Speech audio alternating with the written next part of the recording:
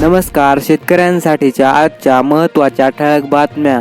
केंद्राचा पीक विमा हप्ता रखडला आणि शेतकरी नुकसान भरपाईच्या प्रतीक्षेत. पंतप्रधान खरीप पीक विमा योजनेतून शेतकऱ्यांना 25% रक्कम अग्रिम म्हणून देण्यात आली, परंतु बाकीची 75% रक्कम शेतकऱ्यांना आणखीही मिळाली नाही. कर्जमाफीसाठी उच्चस्तरीय बैठक आठवड्याभरात.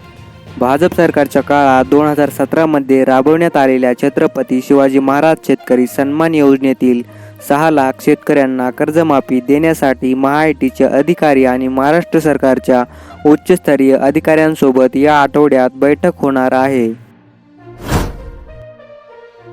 खरीप पेरणीसाठी 45 लाख टन खत साठा मंजूर. राज्याला येत्या खरीप हंगामासाठी विविध ग्रेडच्या रासायनिक खतांचा 45,53,000 टन साठा मंजूर करण्यात आला आहे. राज्यात कापसाचे भाव 8,200 रुपये प्रति क्विंटलवर पोहोचले. कांद्याच्या दरात सुधारणा. बाजारभाव 1,200 रुपये प्रति क्विंटलवर पोहोचले.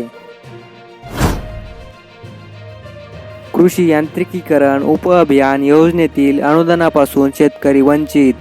शेतकऱ्यांना हे अनुदान शेतीची अवजारे घेण्यासाठी दिले जाते. शेतकऱ्यांवर दुहेरी संकट. दुष्काळामुळे शेती संकटात. महागाई वाढणार की काय? शेतकरी चिंतेत.